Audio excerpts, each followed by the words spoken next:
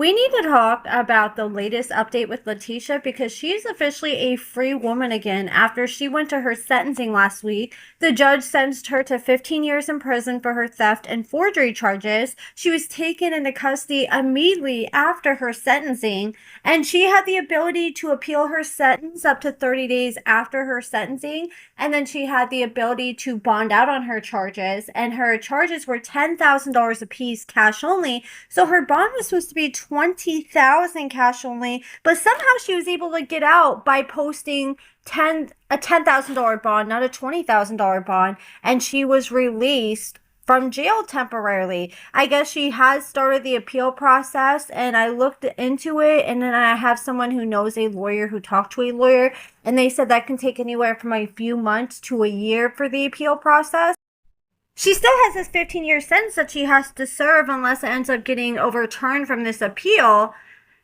But yeah, like, I honestly kind of thought at first it was irresponsible to post $10,000 cash only, because I'm like, damn, wouldn't you want to save that for when you do go to prison?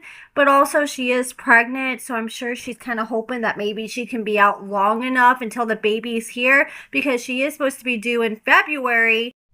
I'm not gonna lie, I've actually been shocked to see Keith and Latisha on TMZ as of recently. They were talking about Latisha's sentencing, and then they did an interview with Keith after he went and bonded her out. And we're gonna read the transcript from his interview. So he said, ain't nothing ever changed when it comes to me and my wife. We still together. I'm definitely gonna be there for her. You know, me and my wife, we didn't talk about many things. He said, we didn't plan for certain things, and when I had went through my service of being locked up, she was definitely there for me. So one thing about me is I'm a loyal type of dude, so I'm going to stay locked in with her 10 toes down. Already been putting money on their books already, the phone. You know, I loaded all of that, so without a doubt, I already know what it takes to make your time go by with your feet kicked up comfortably. And he admitted that they didn't have a lot of the hard conversations before she had her sentencing, outside of him saying, I'm going to stick by your side. And this seems to be a reoccurring theme with them, because I remember on the show before, he said, like, when it came to the custody of his son and other hard conversations they needed to have, he said that Latisha didn't really talk about those things. It kind of seems like she walks on eggshells, and she doesn't want to press the hard conversations, because I think she already knows that their marriage is fragile with this going on, and she doesn't want to push it anymore. So he said, I already know what it takes to make your time go by with your feet kicked up comfortably. I'm going to be there for the visits, all that, because she definitely got a good support system. I'm going to be there for her. She's very strong. You know what I'm saying? And after everything she's been through before, it's not like it's just her first time. And he said, but at the same time, I believe she's going to be good. I believe Tish going to be ready for whatever. One thing about her, she don't be like a duck, no rat, you know. Even out here, I done seen her ready to pop off.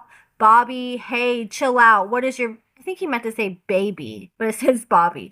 And she be ready to pop off, baby, hey, chill out, what your problem is. You know, don't let these people get to you. You know what I'm saying? Go down a different type of path when it comes to that. But at the same time, she ain't gonna duck no smoke. She's gonna be ready for whatever, but I believe that she's gonna be straight. I don't think nothing's gonna happen to her. I believe that it's really gonna hurt the most is the family. He said, you know, because her youngest daughter, she's never been away from her mother her whole life. So she's going to have to go through something that she's not used to, because she's used to her presence day in and day out, from her waking up, from her putting her to bed. And now the daughter's going to have to learn to live without her mother. So he said that Latisha's presence is definitely going to be missed in the household. He said that she's pretty much the glue to the family. And he said it's just hard for somebody to just leave and just walk away in a blink of an eye, especially going to that court, not knowing what the outcome was going to be. He said, we knew that she was going to get sentenced, but we didn't know, like, how extreme it was going to be. I guess they're banking on probation, and they didn't think that she was actually going to have to go to prison, which that is just delusional, because Starcasm, and even I covered it, that she was being sentenced as a habitual offender. So she knew going into this that she was going to be getting a minimum of 3 years in prison. But that's what happens, I think, with her going on so long without getting a severe type of punishment for all these years, she got delusional in her head thinking that she could just get away with anything with just a slap on the wrist. So he said they weren't banking on her getting more than probation. And with that transpiring, the judge laid down what he wanted to lay down. So Latisha just had to learn to deal with it. And then they were asked by TMZ if Love After Lockup was to call them today, would they be willing to go back for another season? And he said, it all started with them. So we are very loyal. So if they did come and shoot a shot at us, we definitely going to jump at the opportunity. And he said, because our story is not done yet. This is just a chapter in our book. Plenty more to come, so just stay tuned. And with the way he's wording things, it kind of sounds like he probably has already talked to the producers. I wouldn't mind seeing them come back once she is in prison. I think that would be interesting for like a season of Love During Lockup to check in and see how they're doing. But I want to see them be real if they are going to be coming back, because Latisha has admitted, even on lives before, that she really didn't open up about a lot of their issues that they had going on, that they just really gave them a watered down version to producers and didn't really let them in on their business. And it's like, we want to see the real issues that married couples have while one of their partners is locked up. We don't want to just hear what you guys, some made up bullshit that you guys came up with to cover the real core issues at hand.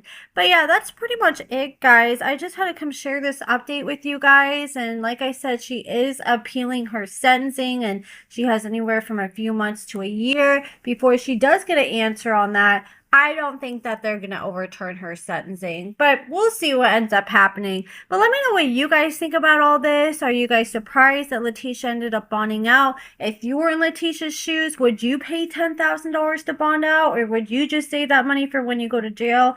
Do you think it was worth it? And like I said, I'm still confused how she was only able to pay $10,000 when her bond was supposed to be $20,000. That was definitely interesting on my part, but he came up with the money, and definitely after dropping 10 bands, I'm sure they're definitely ready to get back on the show and get that show money coming back in, because I don't think Latisha really probably has many sources of income left right now. She's probably not doing tax business right now with the time of year it is, and I'm sure she's really seeing a decline in her business.